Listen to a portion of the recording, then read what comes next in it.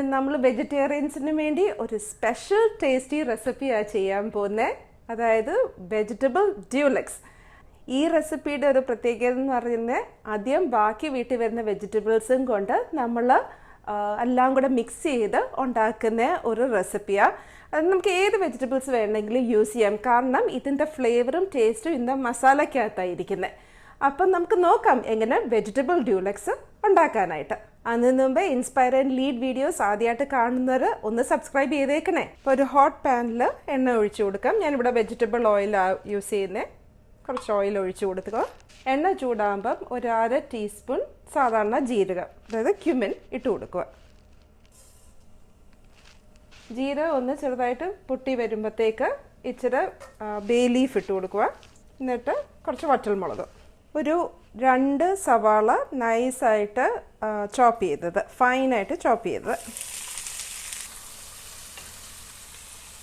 ഉള്ളി ഒന്ന് മൂത്ത് വരുമ്പോൾ ജിഞ്ചർ ഗാർലിക് പേസ്റ്റ് ഇട്ട് കൊടുക്കാം. ഞാനിവിടെ ഒരു 2 table spoon ginger garlic paste എടുത്തിട്ടുണ്ട്. ജിഞ്ചർ ഗാർലിക് പേസ്റ്റിൻ്റെ റോ സ്മെല്ല് മാറുന്ന വരെ നമുക്ക് ഒന്ന് വഴറ്റിയെടുക്കാം.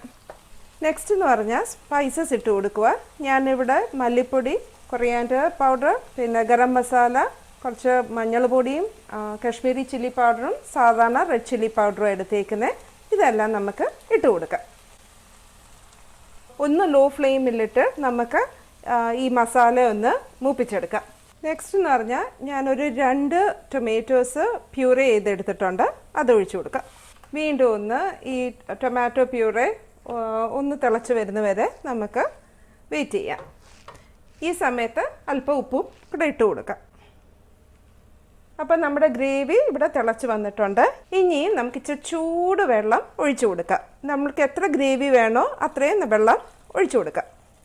നെക്സ്റ്റ് നമ്മുടെ വെജിറ്റബിൾസ് കുക്ക് ചെയ്യാനായിട്ട് ഇട്ട് കൊടുക്കുക.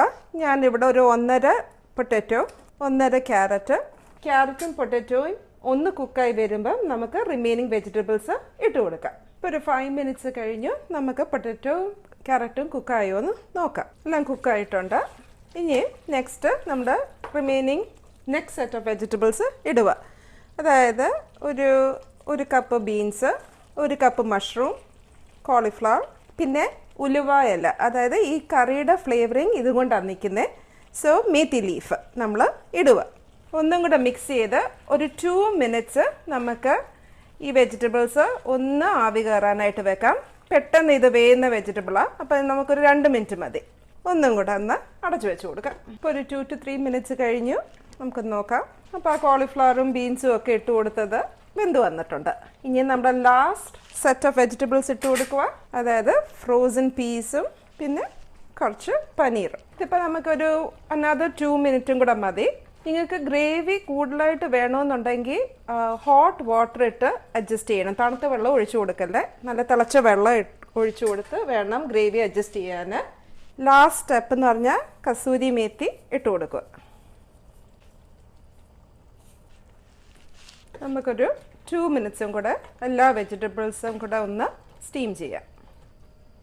വീണ്ടും 2 മിനിറ്റ് കഴിഞ്ഞു. നമുക്കൊന്ന് തുറന്നു നോക്കാം.